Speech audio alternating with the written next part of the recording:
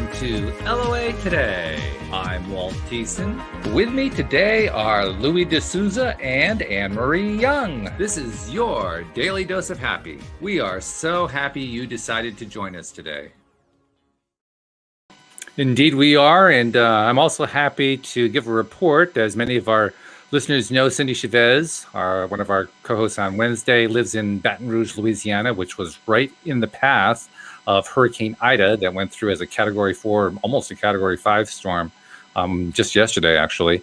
And I got a report from her literally minutes before we started the show today saying, just checking in to let you know, we've heard from neighbors that our trees did not fall. She and her husband actually went to Dallas, Texas, so they were completely out of those storms' way. But she was concerned about her family, and she said, we've heard from most of the family, and so far everyone is safe. The power lines are out, no fuel in the city, but at least her family is safe. So that's good news from Cindy.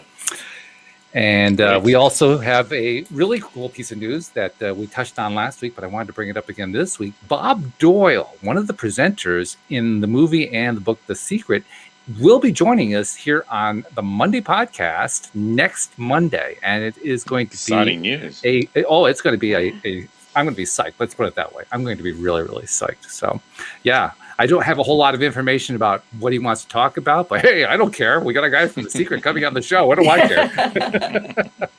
It's amazing. Congratulations. Yeah, that's exciting for all of us, I think. It kind of shows, we've grown into something that's actually something. Hey, how about that?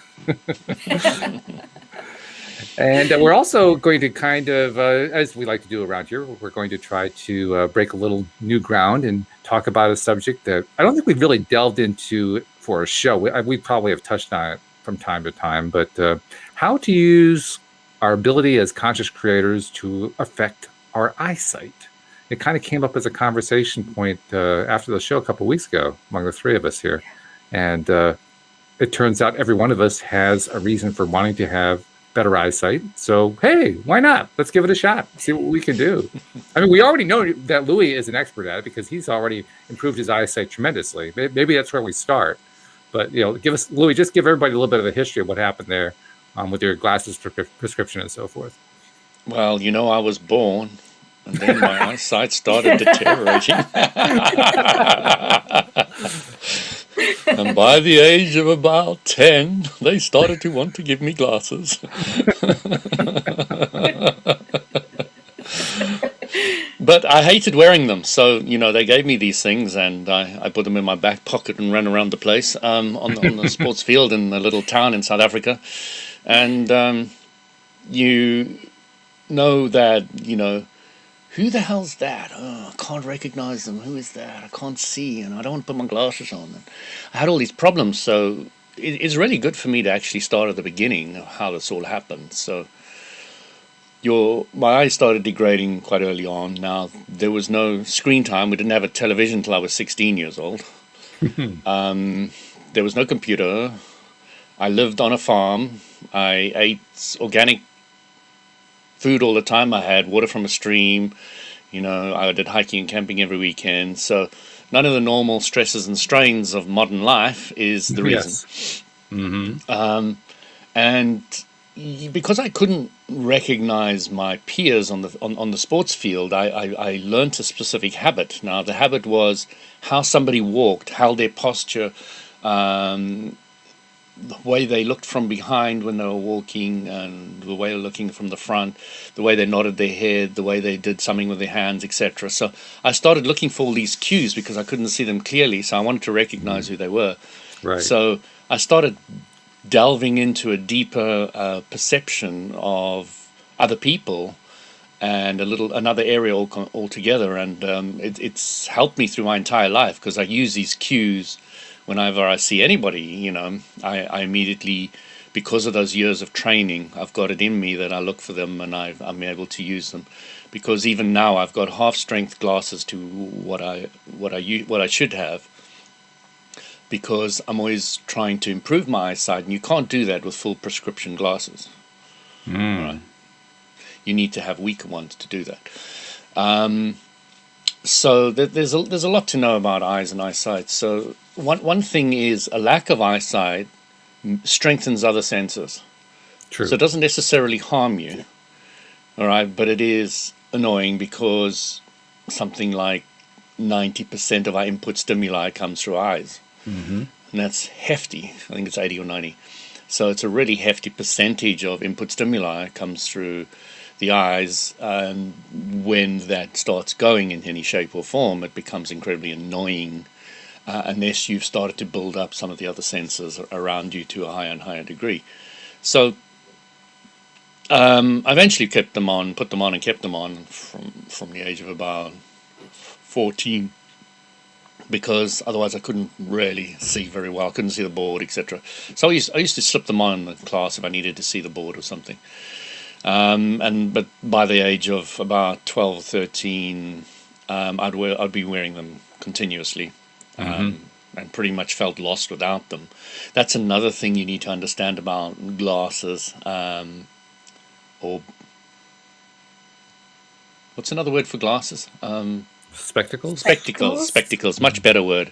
So yes, if you want to make a spectacle of yourself, you might as well do it with some intense frames. If you want to make a spectacle yourself, forget the word spectacle. There you go. Yeah.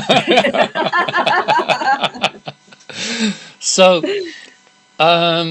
you've got this whole eyesight thing that's going on, and if you take your glasses off, you feel lost. You feel out of control. You wake up in the morning, the first thing you do is you put your drugs on, okay, and you start realizing that that's true. what you're doing. You're like, where's my glasses? The first thing in the morning. Okay, all right, they're on. And you start realizing that you need to learn to wander around like this, do a whole podcast without any glasses on, and be comfortable with that. So you're taking away your drug, or your level of dependency on your drug.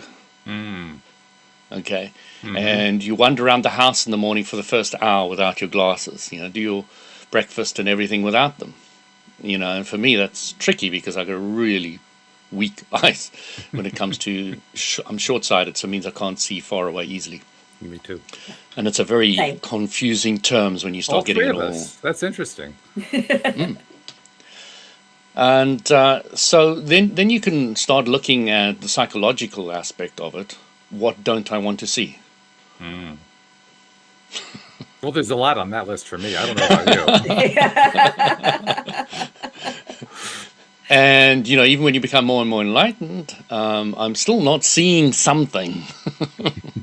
All right, so there's levels of what you don't want to see and how it works. And I believe strongly that there is a psychological aspect to sight and not seeing things. So if I'm seeing things from close up, it's like I really want to, which I have done in my life, look inside me and not looking outside so much.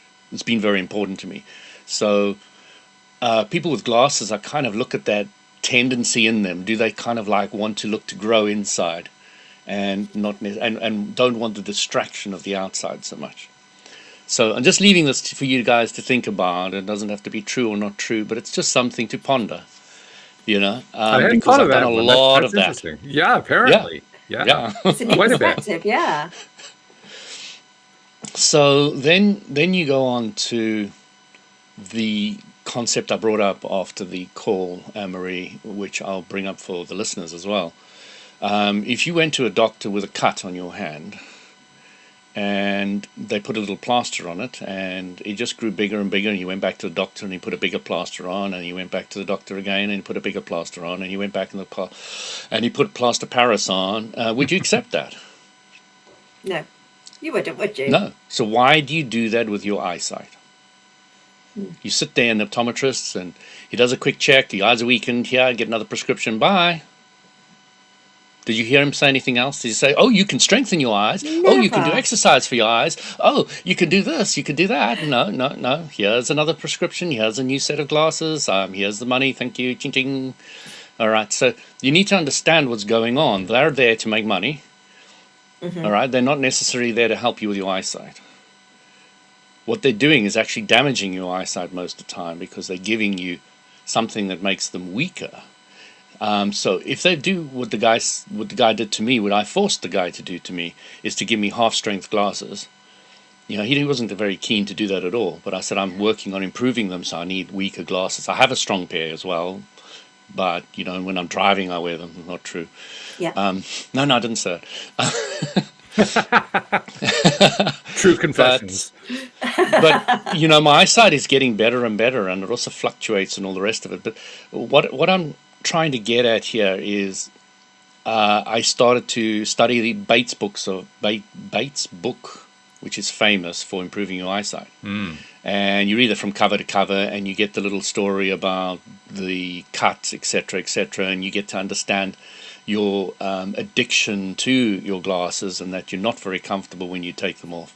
Now, I can look at you, and you probably won't know, if you didn't know me well, that I don't have glasses on. Because a lot of people, when they don't have glasses on, they're looking like this, but I can look fairly normal when I don't have my glasses on. So what is happening is I've removed that dependency of glasses by removing them often, by taking them off, by wandering around without them, etc., and understanding that feeling of, I must put them on to see what's going on in my life. So exercises you can do. Do you believe there's certain things, exercises you can do to strengthen your eyes? Yes? No? Has anybody told you? Think, no, nobody's ever told me, but I presume people get their eyes covered, don't they, to strengthen other eyes and things like that. So there's got to be some kind of science to it. But they never tell you, do they? Like you say, when you go to the opticians, you don't hear this information. No, you don't hear anything about this. Well, there's another piece too. I want to touch on this very briefly. If for no other reason than to create some controversy, and that's always fun. But you made the comment earlier that what optometrists are doing could actually be harmful to your eyes, to your eyesight. And I need to justify that, but yeah. Okay, well, hang on to the thought for a moment, because I will ask you to come back to it. But I just wanted to kind of counter that with what the optometrists say about the Bates method, because they actually have commentary about it. You can look it up in Wikipedia. The article describes the Bates method as an ineffective and potentially dangerous alternative therapy aimed at improving eyesight. Eye care physician William Horatio Bates attributed nearly all sight problems to habitual strain of the eyes, and thus felt that relieving such strain would cure the problems. But the mainstream eye medical establishment says, not only is that wrong, but it's harmfully wrong. So I guess everybody's pointing fingers at everybody else here. Yeah. You've always got to look at who's making money. Now, Bates made money from his book. An optometrist makes money from giving you glasses. So, you've got to make your own decision of where you want to go and how you want to do it, because both of them are out there to get something out of it all. So what do you do? How do you know which one's right for you? Well, actually, we can kind of eliminate one, because Bates died in 1931, so he's not making a whole lot more money on it anymore. Yeah, his kids might.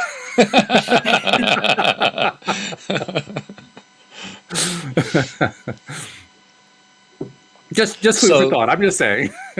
No, absolutely. Let's take. Let's ask people, because this is a real LOA Abraham Hicks concept. How do you know which way is good for you? Go to an optometrist or use the Bates method.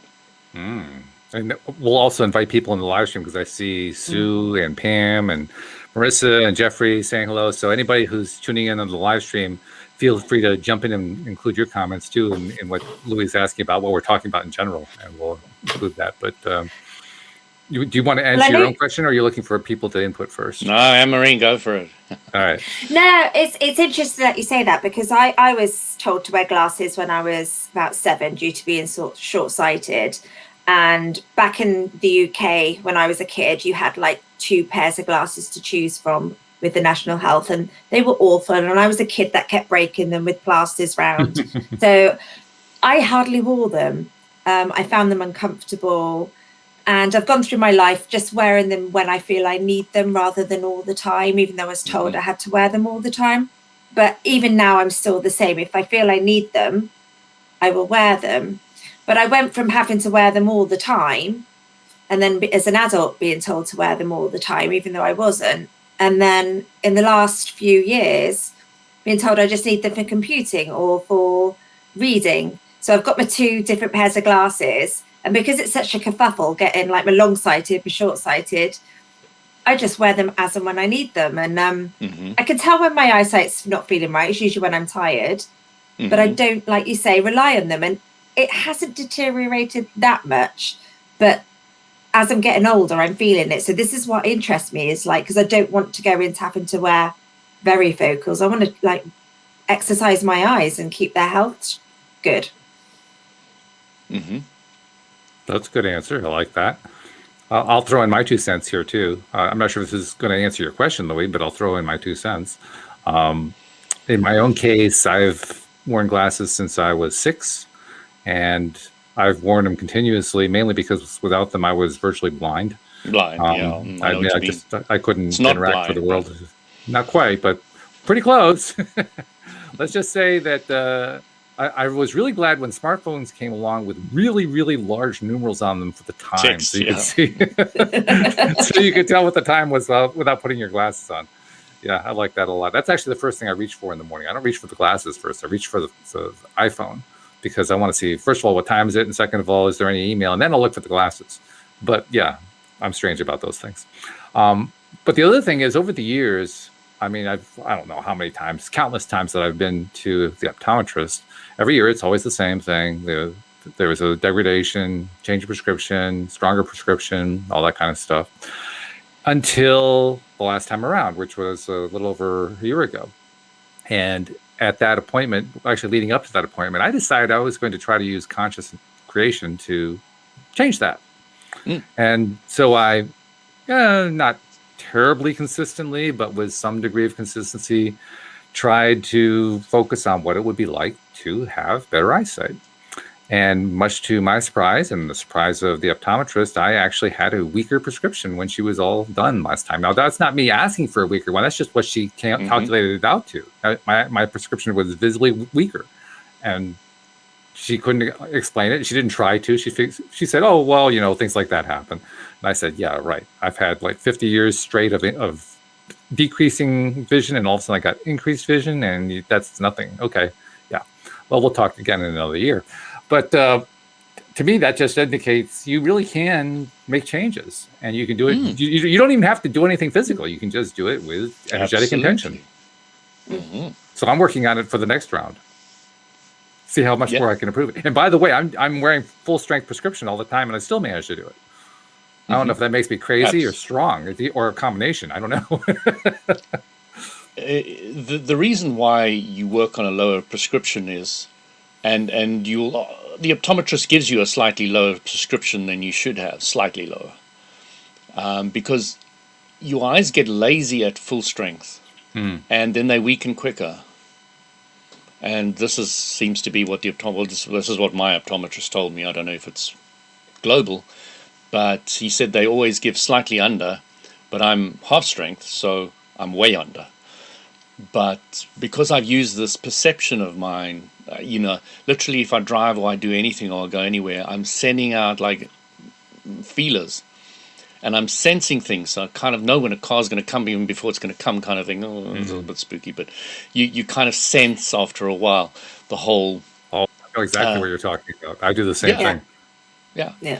So you've got you've got this whole thing now that Anne-Marie wants to know, how do you strengthen your eyes? So, and the Bates were saying it's based on stress. Now, the first technique they do for you, Anne-Marie, is they say, let's say, look at a window, some square object.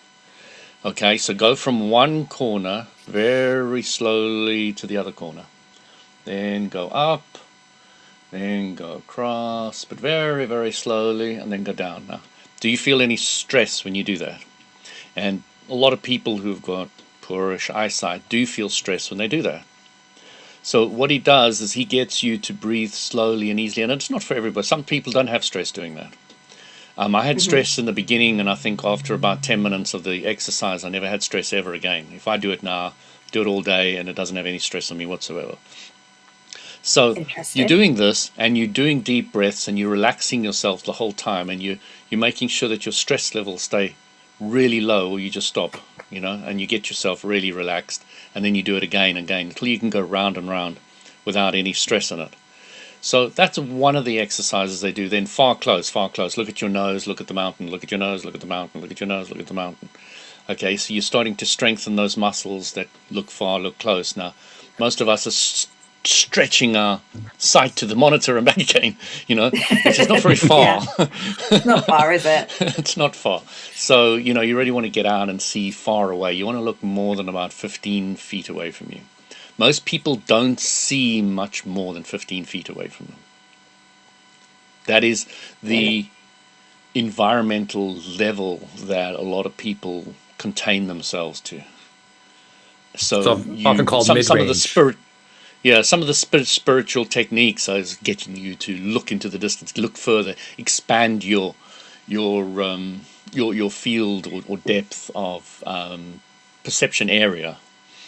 Which is great because I've done that extensively to really push it out right towards the galaxy. Just push it out, and you start feeling different things. You start, I'm aware of when the moon is full. I'll tell my wife, "Oh, the moon's full tonight." She says, "How do you know it's cloudy?" I said, "I can feel it." So you get to be able to extend your field, and it's kind of like your field of vision as well. Another exercise you would do is trying to think. I haven't done a lot of them for quite a while. Is just move your eyes around. So you just a circular thing. So it's up, left, down, right, and then up and right. So you're making a circular thing, and then you do it the other way, one way, then the other way, and that is really good because you can feel at a certain point when you're turning your eye around, there's a tension. And I can still feel it now, even in just doing this a little bit. At certain points on there going round, there's a bit of tension. And so what you do is you just ease it. You go round and round until the tension eases out. You do breathing, you relax when you're doing it. So you start really relaxing the eye. Now, once I'd done this for a while with energy technique, now the energy technique you do is this. So if your eyes are often cold, you take your right hand over your eye and put your left hand on it until it gets warm. Now, if it's a hot eye, you'd do it the other way around, so you'd bring in the cooling. And the Bates technique is just to hold both eyes like that with your hands, and it's called palming. To get your palm on your eye, so you're cupping it so that the hand never touches the eye. Because some of the sweat, specifically in hot countries, can aggravate the skin in the eye. So you kind of wanting to really want to cup it a little bit there. And putting pressure on the eye is not advantageous at all. And you're working with energy, so you do not need to touch the eye at all. So you can even do it from a distance. Then once you do that for a while, I went back to my optometrist, and he said at least 20, what did he say? Interesting. He said the word interesting about 20 times as he was testing me, because I'd improved my eyes to such a degree that he was quite shocked. So, I had kind of like Coke bottles, and now I've got half strength of my original, and it's pretty damn thin now. I don't know if you can see sideways there. My glass is fairly thin now. So I've gone from really, really thick. Then I should be thicker than this, but I'm half strength. So then I've got these glasses which are fairly thin. But they're still weak, if I take it off. The only reason I know who you guys are, even on the screen now, is because I can see your movement and I can feel you guys, because I know you. But I'd have to go to about that closeness, which is about 3 inches away. Now, closeness, and this is where my eyes started to improve. First of all, they improved close-wise. So I can go literally to that level, and I can see 100% clearly, which is about 1.5 inches away from my eye, maybe 2. And so I went from only being able to see about 5 inches, and then I went all the way down to about 1.5 inches to be able to see clearly. And then the far side improved slightly as well. And overall, it just got better and better. And the other thing that was confusing him, like anything, is every time I went back, it would be varying. It would be forward or back, and it would be changing. Even in the same session, it would change, and he'd test me again. It's like, oh my God, that's changed again. So you start realizing that this is not a fixed thing. All right, so it can vary all the time, and there's two aspects to your eye. You need to understand this quite clearly. So one aspect is the visual camera-like thing takes a picture, the light goes into the eye, reflects, and then it goes, inverts it, and there's a picture in your brain, blah, blah, blah. And then that picture is as clear as your iris allows it, etc., and how much it's focused on the image, right? So that's one aspect. Then the next aspect is your mind taking that picture and processing it. All right, and your mind is able to clear up that picture quite considerably. So it can take a blurry picture and do some computer programming on it, all right, and clear it up, all right, and enhance the image. All right, so you've got two aspects which are very, very key to your whole eyesight. One is the ability to process the image, and the other one is just the camera taking the picture. And then you start realizing that that part that processes it can be extremely effective. Especially since one. Well, I was going to say, especially since the brain doesn't actually process very much of the actual image.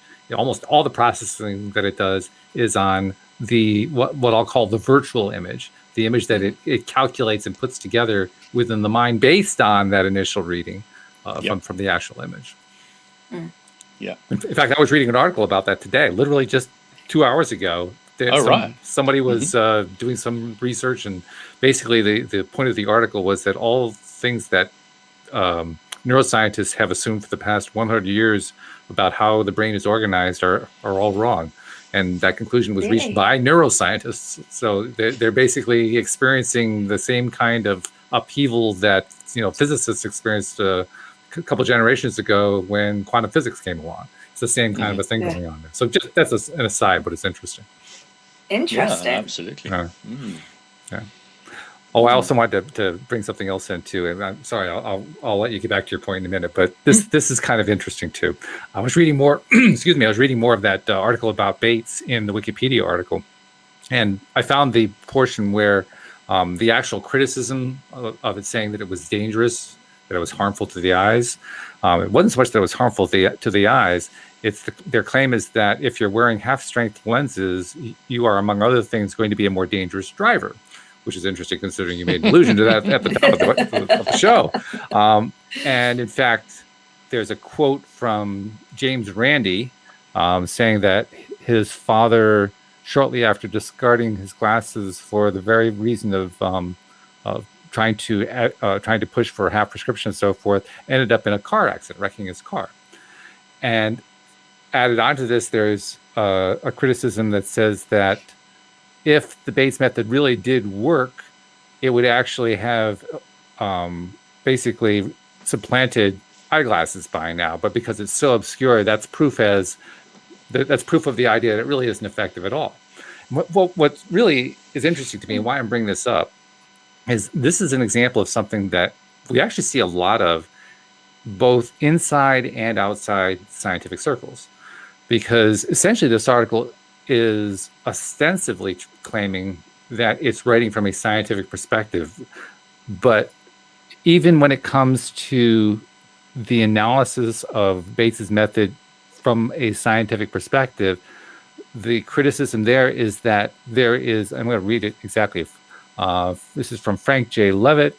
He says, how can we tell whether someone has relaxed or imagined something or just thinks that he or she has imagined it? Regarding the possibility of a placebo trial, I cannot conceive of how we could put someone in a situation where he thinks he has imagined something while we know that he has not. In other words, they're coming up with all these arguments to describe why you can't test the Bates method. And then they're claiming that therefore they have scientifically shown that the Bates method doesn't work. Well, I'm sorry, but that's not science. Science is where you actually do the work to collect the data. If you're not collecting the data, you are an armchair scientist in the peanut gallery throwing peanuts at people. So, we have in other words, instead of getting 100 people, putting them through the Bates method and proving that it doesn't work, you're now intellectualizing it.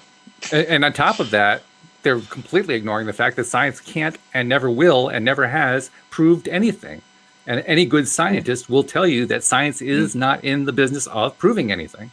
Science is in a data collection business. And then they create hypotheses about their data that they collect. But there is no proof involved in science in any case. So the moment that I read about somebody talking about proof in science is the moment that I know, well, that's not a scientist. That has nothing to do with science at all. Yep. Well, I know when I'm driving and I haven't got my prescription sunglasses on, I've just got normal sunglasses on. Like Louis said, I just use other senses. I'm probably a bit more vigilant and probably a bit more safer because my vision is I can still see, obviously, because I wouldn't drive my car, but it's not as far distance. So I'm probably a bit more safer because I'm not complacent on my vision. I'm using everything else.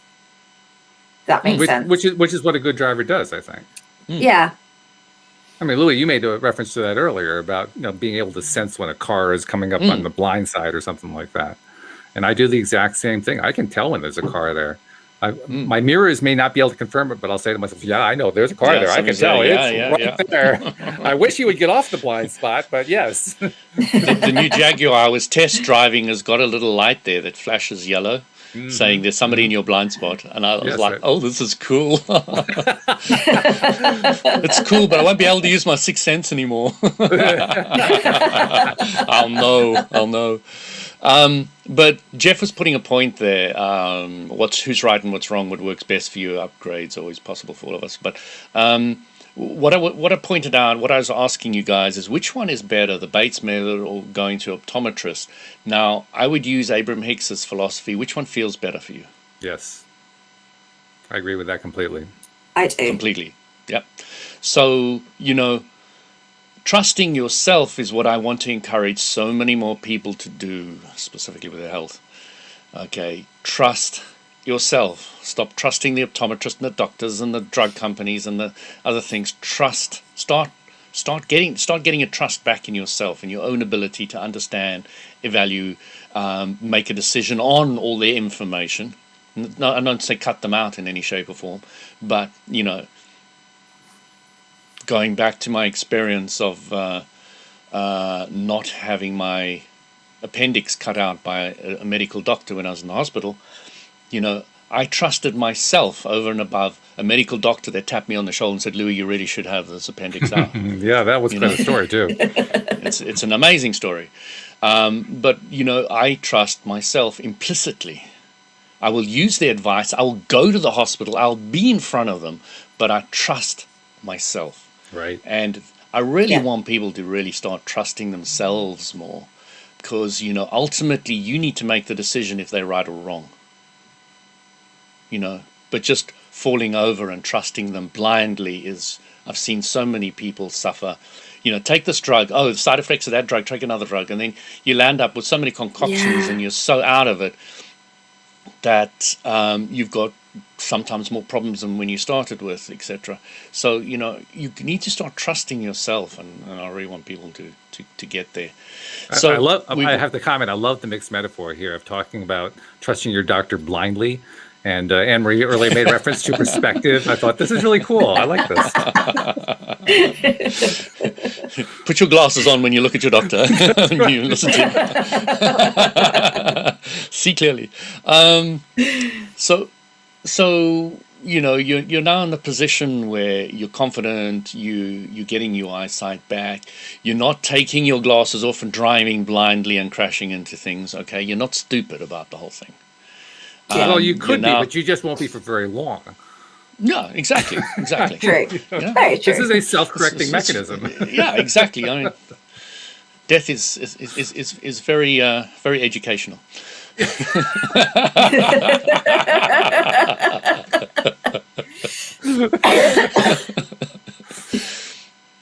So the other thing I wanted to bring up, you brought up sunglasses.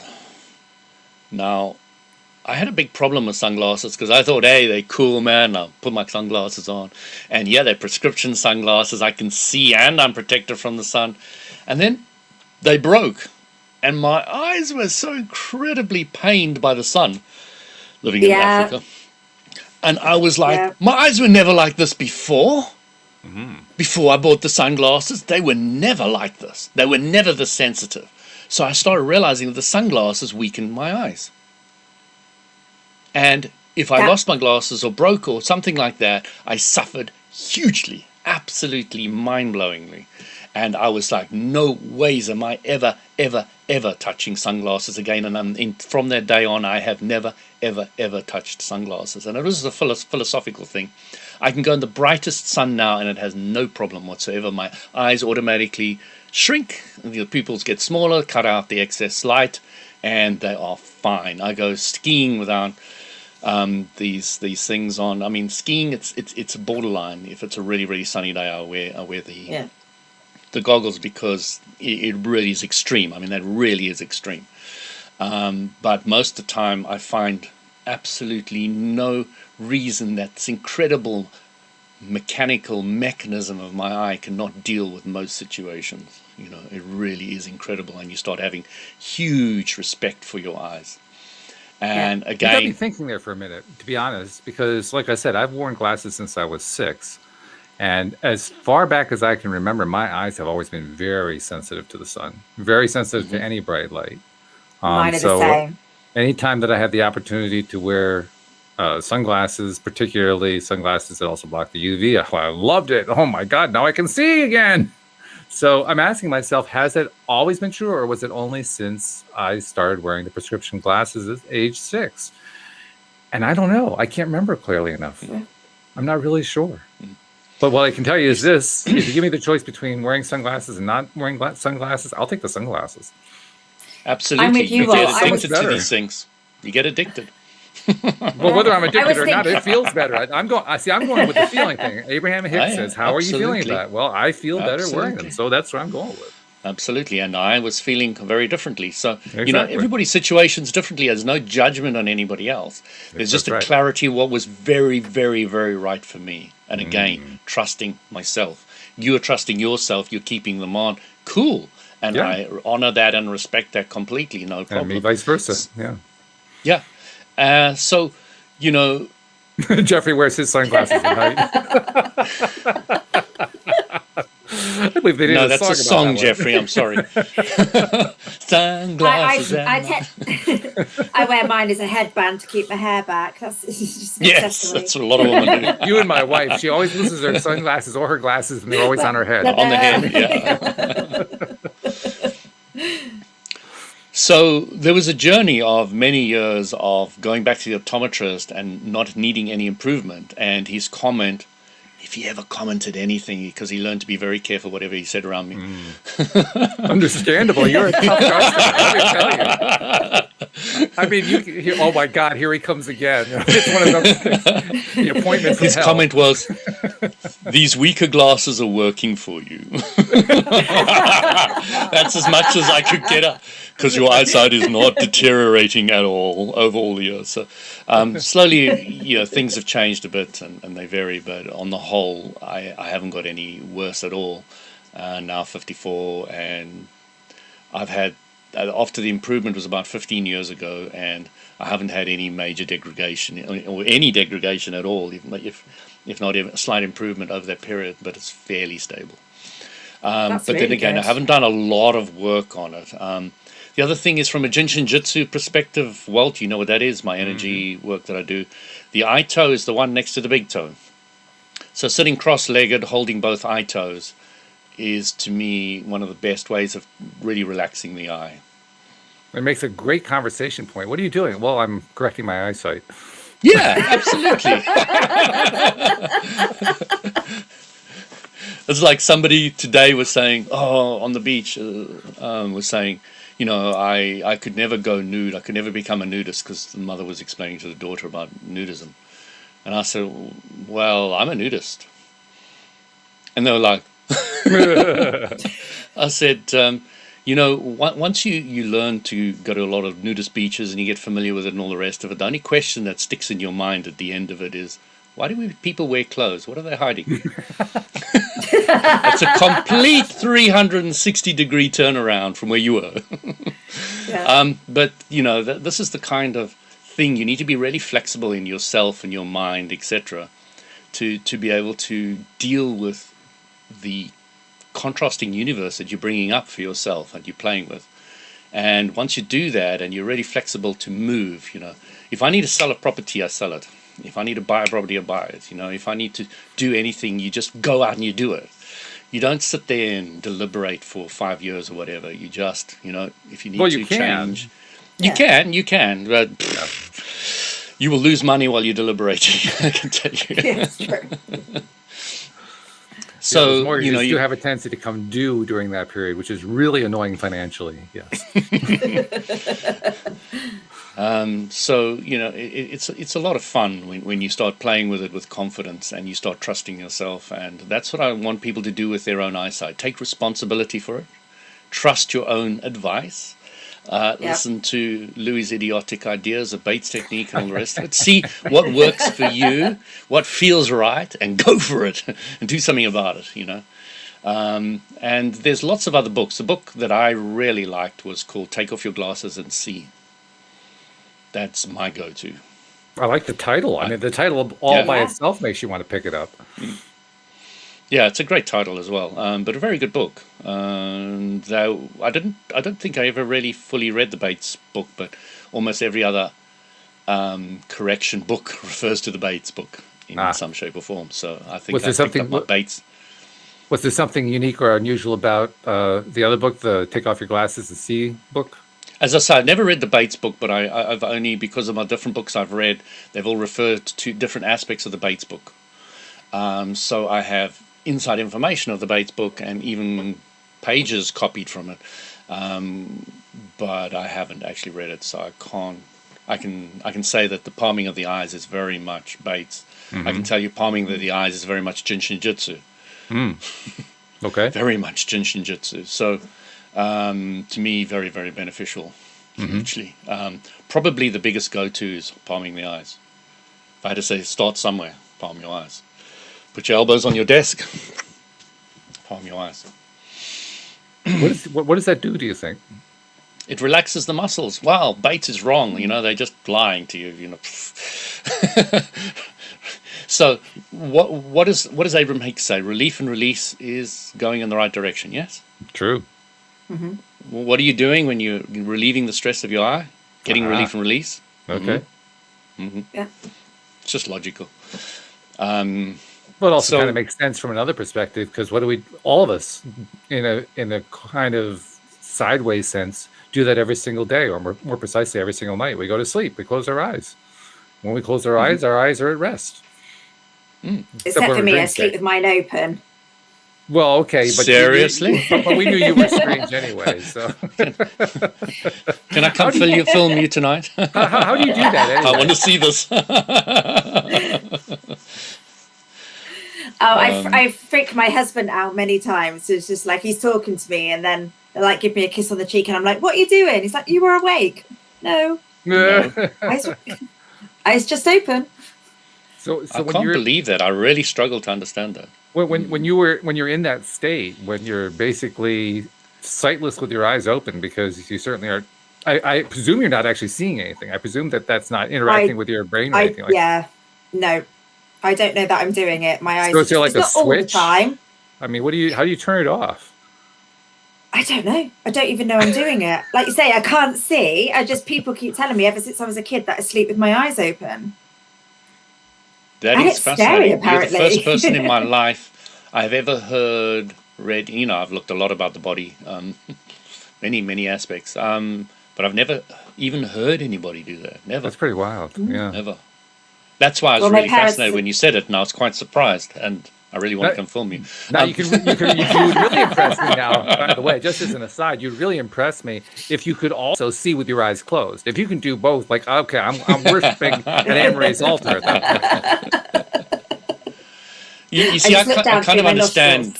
I kind of understand why Anne-Marie doesn't see when her eyes are open, because the mind can turn that side off, because that's the processing side. You can just switch that off, so the image can still come in, but it does nothing with it. That makes sense to me. Well, there's an old cliche about that. I'm going to have to think about this. There's an old saying, but it's usually used in a detrimental and kind of insulting way. It's the phrase that says the lights are on, but nobody's home. And in a sense, that's kind of what you're describing. Yeah, that's what it is. Yeah. That's exactly it. Marissa Zimmerman was saying, are you in a beta state? So do you feel very rested when you're in that state, or do you sleep very deeply? Or I think I'm in a very deep sleep when I'm doing it, because I know, like, if I'm woken up because people think I'm awake, then it's a real shock and jolt. It's not just a leisurely wake up. So I think I'm in a very deep sleep when it happens. So when I get the jolt is usually when I'm out of my body and I shoot back quickly. It's like a jerk awake, So yeah, that would be a pretty deep state. Yeah. Wow. You learn all kinds of interesting things on this show. Nothing about LOA. No, nothing at all. No. Except, of course, that every aspect of life is associated with the law of attraction. But other than that, you don't really know. No, yeah, absolutely, yeah. So what happened is, at the stage of the game, I'm just maintaining my eyesight as opposed to trying to improve it much. My focus is on so many other things that I don't have too much time spent on that, and you learn to prioritize. So you realize step one is about focus, and what you're focusing on is what you're going to get. So more mixed metaphors. Exactly. So explain. More mixed metaphors. You're focusing. Focusing is used as a metaphor to describe the act of pointing your mind in a particular direction, but focusing is also what you do with your eyes, and it's both. Okay, sorry, I'm slow. Sorry. Yeah, I mean, it's very true. If you think about the eyesight, it's very step one-y. Yeah. Well, yeah. Knowing what you don't want, knowing what you do want, kind of focusing, clarity, etc. Yeah. Yeah, I like it. Step one, eyes. Well, it kind of makes sense. I mean, literally all of the ways that we describe things start with vision metaphors, because, like you said earlier, it is the number one sense. It is the dominant sense for most people. For those of us who are not blessed with the at birth wonderful eyesight, which I never really had, like you said, other senses tend to take over. So for me, hearing has become my number one sense. But yeah, for most people, it's eyesight for sure. Well, Walt, how do you know you weren't born with perfect eyesight? I don't know for 100% for sure, but I have very, very early memories, scattered, few, dating back to when I was about 1 or 2 years old. And I know for sure I was 1 or 2 years old, and all of those memories are blurry. All of them. So you could have been born 2020. Well, 2020, I know you've discussed that. Good eyesight, let's say. It's quite possible. All I know is that the memories are all about blurry eyesight. So I don't know. You tell me. I have no idea. No, I mean, memories are so... if you think about memories, what are they? They're thoughts that you thought at some stage you thought.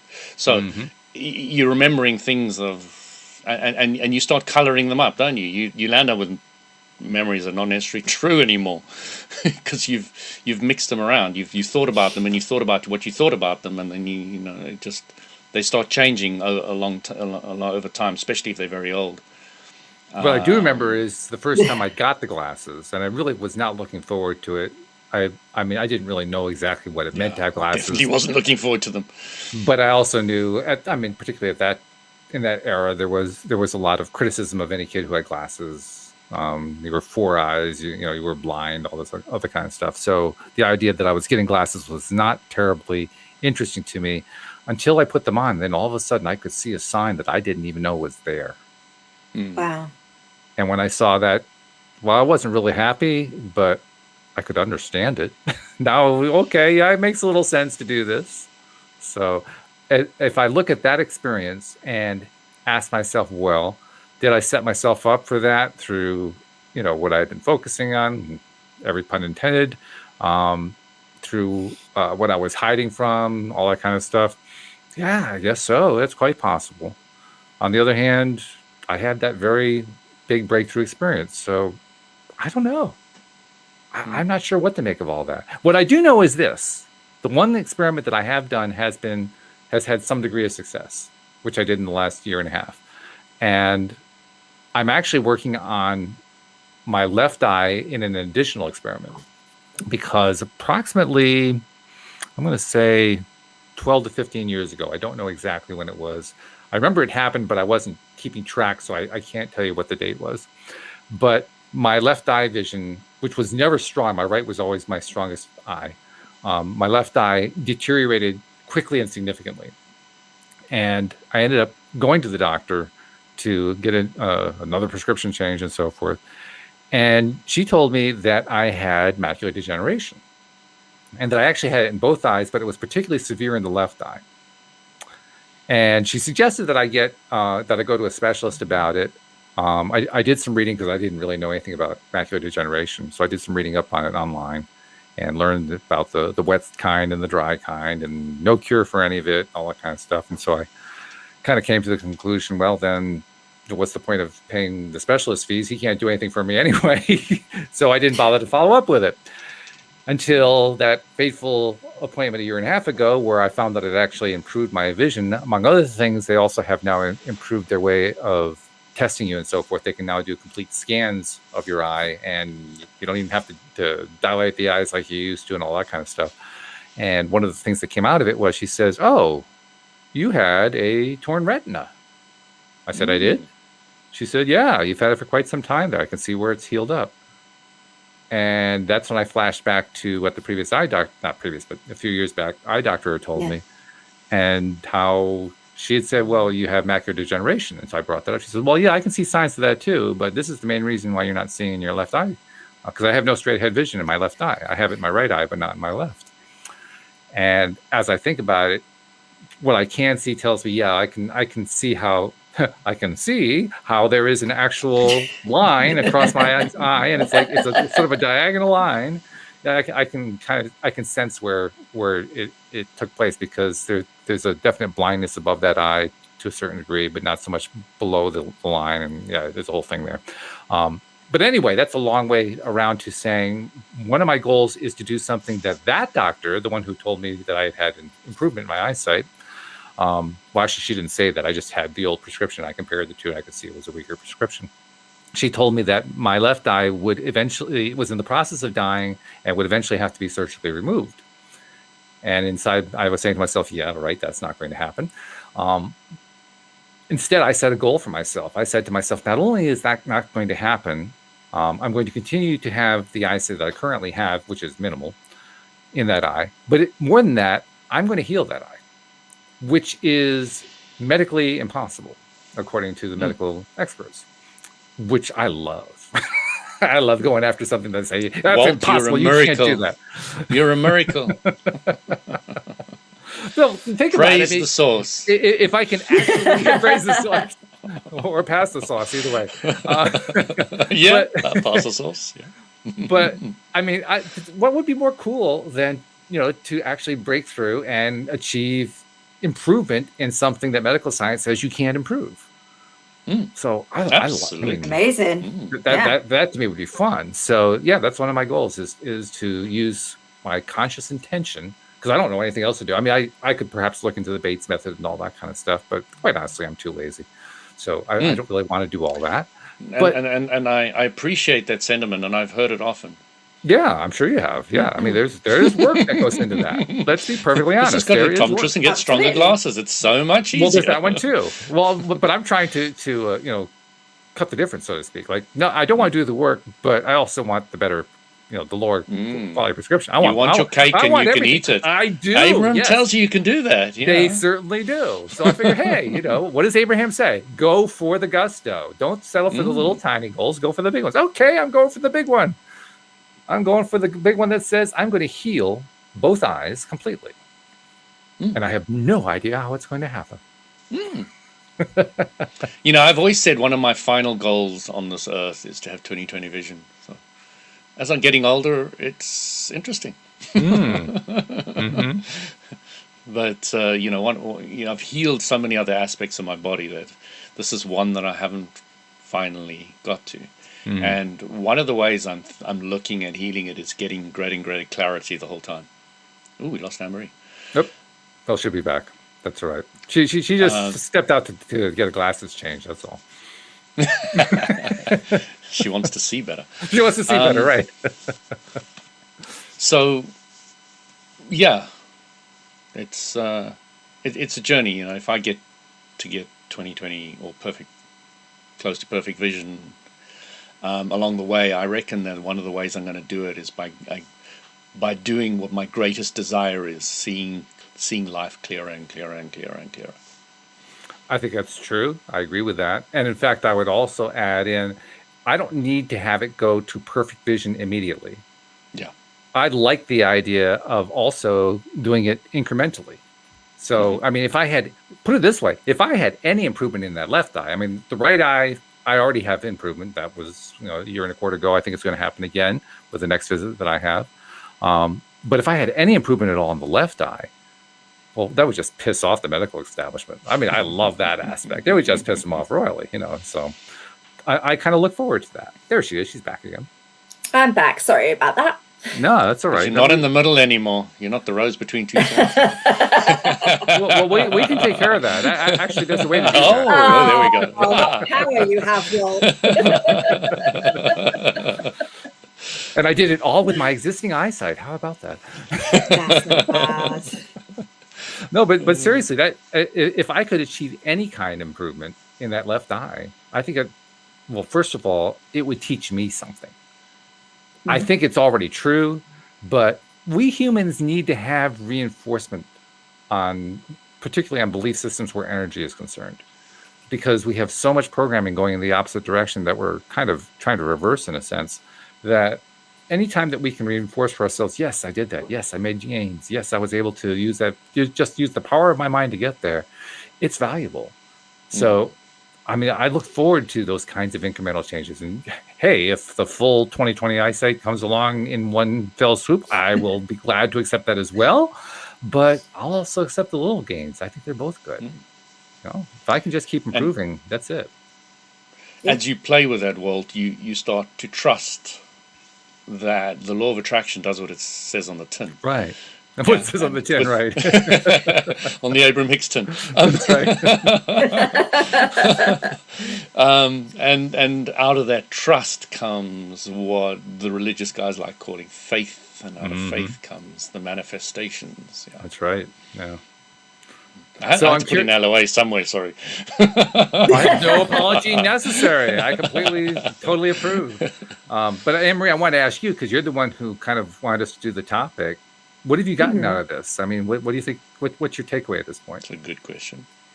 I think, do you know what? It kind of just confirms to me that what I'm doing is actually right in not being reliant on my glasses.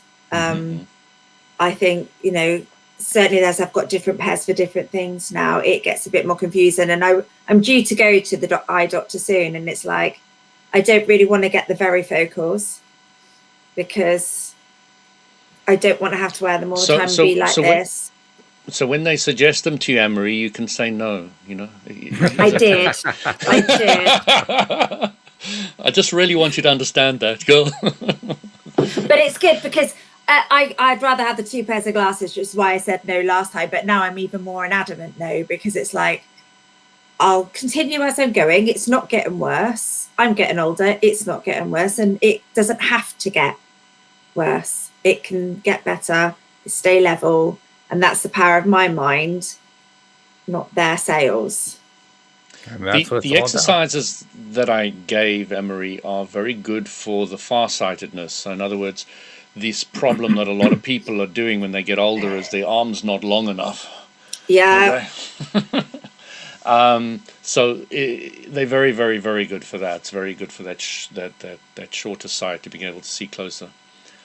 Yeah. Very, very good. All right. And I agree with the whole thing when you're looking closely at something, and I'm always looking out my window because, like you say, I'm looking so closely at screens, and to just have a different view and have farsighted just really does help my eyes. So yeah, they recommend you put on your monitor stop, breathe, look in the distance, on the side of your monitor. It's one of the things I recommend. Yeah. Well, thank you guys for this wonderful perspective on vision. We really appreciate that. Like what you did Perspective, use it or lose it. I love the way we really took a good, hard look at it. So, yes. Yeah, I was waiting for that. So thank you guys very much. Thank you, live streamers. Thank you to our podcast listeners everywhere. We'll see you all next time here on LOA Today. Goodbye, everybody. Take care. Good night.